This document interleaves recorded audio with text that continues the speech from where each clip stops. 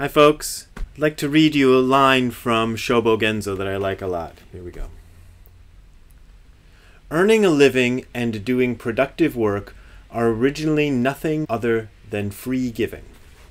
That's from Shobo Genzo, an essay titled Bodhisattva Shishobo, 4 Elements of a Bodhisattva's Social Relations. You can find it in volume 3 of Shobo Genzo in the Nishijima Cross translation. It's also in volume 1 of the Kazuaki Tanahashi translation. It's also available online a few places, and where is it? I paraphrased it in my book, It Came from Beyond Zen. This line from Shobo Genzo really meant a lot to me at a time when I was really conflicted about what I was doing with my life, which is pretty much all the time for me. I think I was born with that guy from the Twisted Sister video, in my head. The one that goes, "What are you gonna do with your life?" That guy. It's something that I worried a lot about. Now, a lot of you know that I worked for Tsuburaya Productions, the company that made Ultraman, which was founded by the guy who invented Godzilla. Before that, I worked for a place called the Summit County Board of Mental Retardation and Developmental Disabilities in Akron, Ohio. And I was a workshop instructor for mentally handicapped adults, which meant that my job was to train mentally handicapped adults to get jobs. Now, the fact was most of them were never going to get jobs, and most of the work I did was in what they called a sheltered workshop, which was a place with a lot of mentally handicapped adults doing jobs that were sort of piecework from factories that would farm them out to us. It was mostly like putting little things in bags and stuff, very, very simple jobs. And even those jobs, we, the instructors, actually did most of the work. Spoiler alert, I hope I'm not ruining it for anybody who's in that industry right now. But we did most of the work and gave the clients, which we called consumers. Don't ask me why. We weren't allowed to call them clients. We had to call them consumers. I don't know. But we did the work and they got paid for it. Well, paid a tiny wage, like a fraction of minimum wage for it. But this was an incredibly virtuous job because I was helping the needy and doing the good work, which I liked a lot at the time because I'd been into this Buddhism thing and I thought, well, we got to do really good works for people. And what made it even more virtuous was that I got paid lousy for this job. I got paid just enough to get one room in the Kent Zendo and enough top ramen to keep me from starving to death. It was a really low-paying job, and I didn't even work 5 days a week. It was ridiculous. But I hated the job. I really hated it. I mean, there were moments of light and things that I liked, but mostly I hated it. Later on, I got a job for Tsuburaya Productions, making rubber monster movies with the guys bashing, rubbery creatures in little miniature sets and stuff, and I loved that job.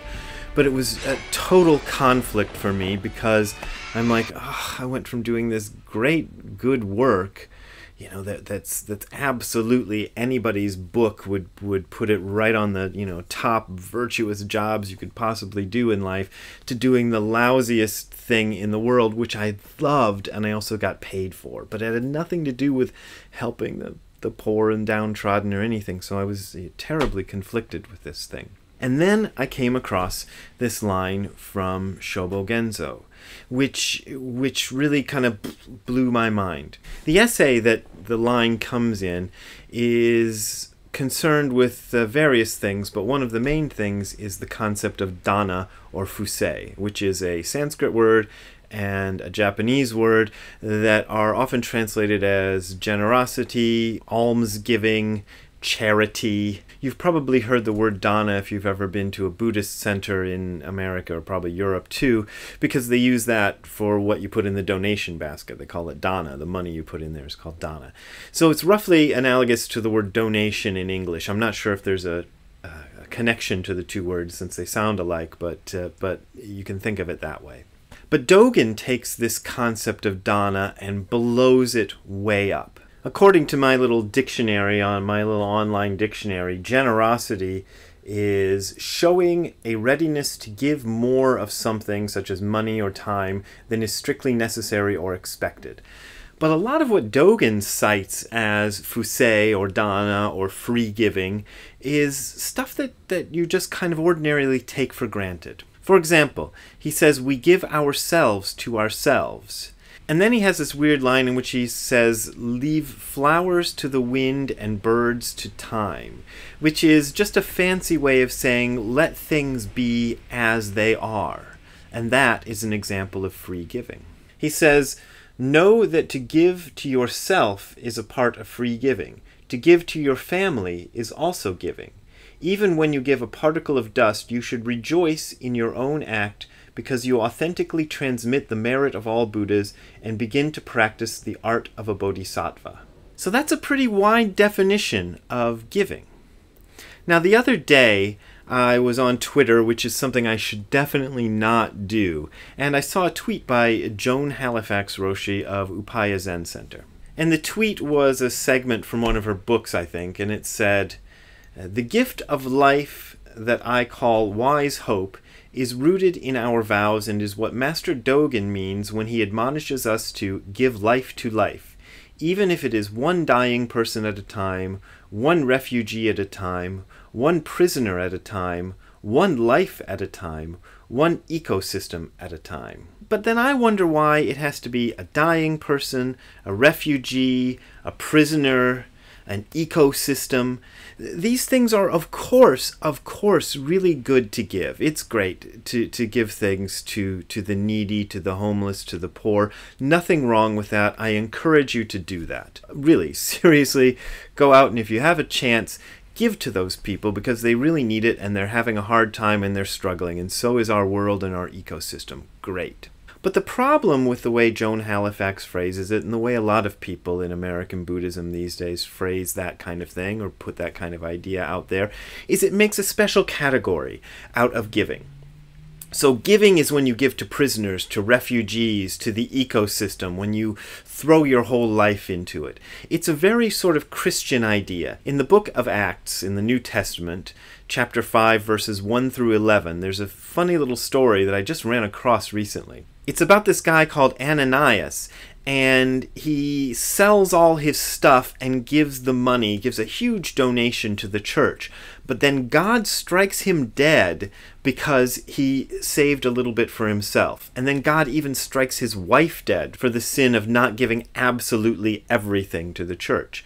And that's the kind of mindset we get into with this thing. But when I started hearing ideas like even earning a living is actually part of free giving, it began to dawn on me that free giving was something much bigger than what I had originally thought it was, and that there are millions of ways, infinite ways, to give. And when you turn everything you're doing into the art of free giving, to an aspect of free giving, rather than parsing it out and saying, okay, I'm giving when I'm giving to the needy people and the people that have been identified by the news media as worthy of my giving, or when I'm shouting about a cause that everybody says is great and right and proper, that's giving. When you start to think that giving only means those things, then you can feel inadequate and feel like, oh my God, I'm not doing enough. But that's not what free giving is about. Even giving the smallest things is giving, and doing everything that you do in the spirit of free giving expands everything. It starts to melt down this idea of self and other, and that's what Dogen is really calling for. He's not calling for doing big, magnanimous acts of charity that everyone can see as great things. You might do that, and that's fine.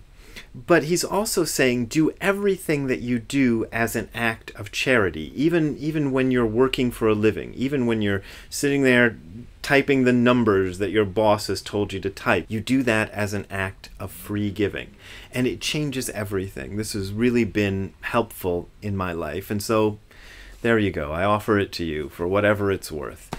If you enjoyed that and you want to do some free giving to me, there are links below to PayPal and Patreon. That's how I make my living. Not that I'm doing this just to get your donations, but that's part of it, because that's my work these days. So feel free to give freely. Thanks a lot for watching, and good night until next time.